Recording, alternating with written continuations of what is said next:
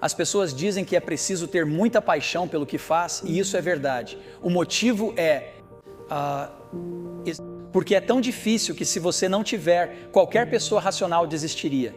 Certo, então você ouviu falar sobre o cara que poderia ter sido um dos homens mais ricos da história, cofundou uma das maiores empresas da história e abriu mão de uma fortuna que, no papel, hoje valeria centenas de bilhões de dólares. O nome desse cara é Ronald Wayne, e Ronald tem 41 anos quando a história começa, na primavera, lá em 1976. E ele trabalha na Atari, a empresa do Pac-Man, em Sunnyvale, como desenhista técnico-chefe, desenhando gabinetes e caixas de arcade. E no escritório, ele tem uma certa reputação. Ele é conhecido por ser meticuloso, atento aos detalhes, revisando contratos e garantindo tudo certo antes de finalizar. Ele também é o cara que 5 anos antes viu sua própria empresa fracassar. Se voltarmos 5 anos, em 1971, Ron iniciou um pequeno negócio de máquinas caça-níqueis para Nevada. Ele sempre gostou do estilo de vida de Vegas. E fracassou em menos de 1 ano. Ele acabou devendo dinheiro a fornecedores, clientes, pessoas que confiaram nele. E muita gente, nesse ponto, teria simplesmente pedido falência e saído dessa sem problemas. Ron é um cara diferente. Ele não fez isso, ele disse: se eu devia dinheiro, eu ia pagar. E ele pagou cada centavo do próprio bolso. E isso quase acabou com ele e levou anos para ele se reerguer. Toda essa confusão e esforço lhe ensinaram algo inesquecível. Quando uma sociedade vai à falência, quando um negócio quebra, o sócio que tem dinheiro é quem paga. Tudo bem, então estamos de volta agora em 1976 na Atari. E Ron conhece um garoto de 21 anos chamado Steve Jobs. Jobs também discute frequentemente com seu amigo, o prodígio da engenharia Steve Wozniak, de 25 anos, que montava computadores em seu quarto por diversão. Woz trabalha na HP e acabou de projetar uma das placas de computador pessoal mais elegantes que alguém já viu. Jobs quer vendê-la. Woz quer simplesmente dar o projeto de graça e eles não conseguem concordar em nada. Então Jobs pede para Ron ir ao seu apartamento uma noite para ajudar a mediar entre os dois. Depois de uma longa conversa, Jobs se convenceu a começar uma empresa com Woz e com Ron. 10% dessa empresa vai para Ron. No papel, o trabalho dele é desempatar. O trabalho dele, na realidade, é impedir que esses dois garotos fiquem brigando entre si. Então, em 1º de abril de 1976, na sala de estar do Ron, com o amigo do Woz, Randy Whittington, por perto, Ron senta-se à sua máquina de escrever e redige ele mesmo o acordo de fundação da Apple Computer Company. 2 páginas e meia. Jobs assinou, Woz assinou e Ron assinou. A Apple agora existia. E Ron, pelos termos deste documento, agora é sócio geral em um negócio com 2 caras que nunca administraram uma empresa. Agora ele é sócio geral no papel e, pela lei da Califórnia, isso tem um significado específico. Se a empresa contrair dívidas e falir, os credores vão atrás dos 3 sócios igualmente. Lembre-se, Jobs nessa época não tinha nada. Ele trabalhava na garagem dos pais, Woz também não tinha nada. Ele só fazia uns bicos nas horas vagas do trabalho na HP. Ron, que era mais velho, tinha uma casa. Ron tinha um carro. Ron tinha uma conta corrente. Ron levou 4 anos reconstruindo seu crédito após o desastre com as máquinas caça-níquel. Então ele pensa consigo mesmo: se a Apple dever algum dinheiro para alguém, essa conta vai sobrar só para o Ron. E 11 dias depois, parece que é exatamente isso que vai acontecer. Nos anos 70, na Bahia, existia uma loja de computadores. Ela se chamava Byte Shop, B-I-T-E, e eles tinham acabado de fazer um pedido de 50 computadores Apple I por cerca de $25 mil, pagáveis na entrega de todas essas máquinas. Mas, para atender ao pedido, eles não tinham dinheiro para as peças. Então, Steve Jobs foi até a Kramer Eletrônicos. Era um distribuidor de peças e ele os convenceu a fornecer $15 mil em peças para a Apple com crédito de 30 dias. O plano era provavelmente bem óbvio: montar os computadores com essas peças, entregar, receber o pagamento da Byte Shop, pagar o Kramer e ficar com a diferença. Ron não estava convencido. A Byte Shop era uma rede de varejo meio nova na época, e o dono tinha uma reputação que o Ron não gostava muito de talvez não pagar as contas em dia. Essa parte da história era meio vaga nos detalhes. E se a Byte Shop não pagasse na entrega, a Apple então ficaria devendo $15.000 ao Kramer por peças que eles não conseguiriam vender. Os 3 fundadores ficariam igualmente responsáveis por esses $15.000. Agora, o Ron pensa consigo mesmo. Já vi esse cenário antes. Eu já participei dessa peça em 1971 e não quero nunca mais ser o protagonista disso de novo. Essa história vai ficar ainda mais maluca, mas antes, agradeço ao patrocinador que mantém as luzes acesas aqui. Continue acompanhando, pois a escolha que Ron fará agora será os 12 dias mais caros da história dos negócios. E se isso já não fosse suficiente, o segundo acordo que ele faz anos depois de alguma forma faz tudo isso funcionar, certo? Falando do Ron, que lia contratos 2 vezes e revisava tudo antes de sair, ele era responsável pela documentação. Agora, toda essa carga de trabalho, e-mails e rotina administrativa que sobrecarrega pessoas cuidadosas nas empresas americanas, a IA finalmente consegue lidar em 2026. O patrocinador de hoje é o Zapier, que me ajudou a fazer isso funcionar. Se você não conhece, o Zapier conecta 9.000 aplicativos. O que vale a pena mostrar para você é o servidor MCP do Zapier. Parece complexo, mas em bom português, qualquer ferramenta de IA que você usar, as grandes cloud ChatGPT, seja qual for, chama o Zapier MCP para acessar os aplicativos que você usa de verdade.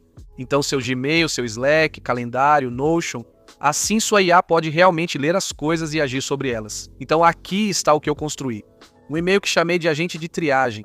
Então toda manhã, Claude lê meu Gmail, classifica tudo em precisa de resposta só para conhecimento e apenas lixo, e redige as respostas que importam.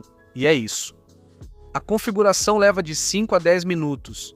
Não sei programar nem escrever código. Funciona com qualquer LLM e integra com toda a sua stack, não só e-mail. Confira os links na descrição, incluindo o modelo que eu criei para você testar.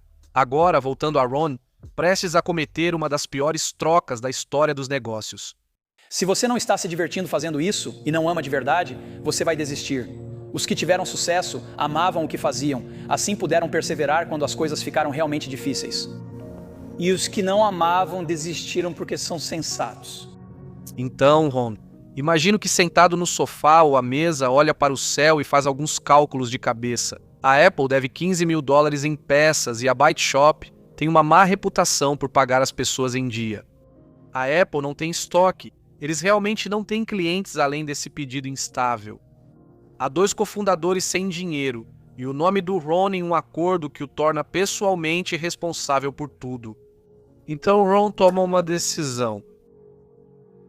Em 12 de abril de 1976 apenas, 12 dias após digitar o documento de fundação em sua sala de estar, Ron protocola uma emenda de uma página no cartório do condado de Santa Clara.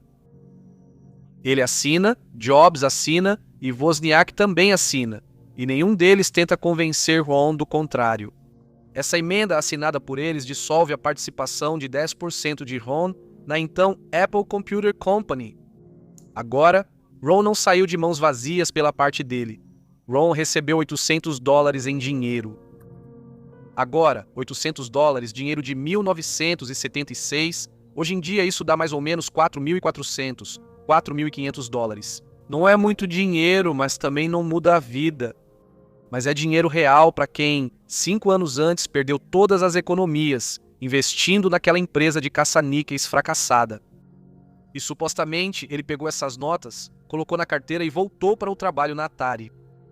Alguns meses depois, pelo ShopPay, a Apple devolveu o empréstimo e, contra todas as probabilidades, a empresa da qual Ron acabara de sair ainda existe. Mas a Apple ainda não tinha encerrado o assunto com Ron. Em janeiro de 1977, Jobs e Wozniak transformaram o negócio em Apple Computer Incorporated e trouxeram o investidor Mike Markula, que vai investir cerca de $250 milhão para ajudar a empresa a crescer. Quer trazer advogados de verdade para analisar a papelada antiga.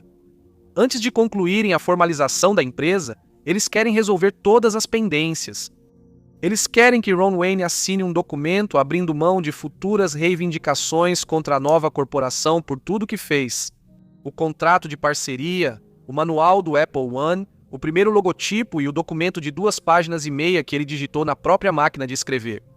Os advogados queriam que Ron anulasse por escrito qualquer reivindicação sobre isso. A Apple, então, enviou a ele um cheque de $1.500 e um termo de quitação, que Ron assinou. Então, se você está acompanhando a matemática aí na sua cabeça, isso dá um total de $2.300. Esse foi o total que Ronald Wayne recebeu pelos 10% da Apple que abriu mão. E ele saiu limpo.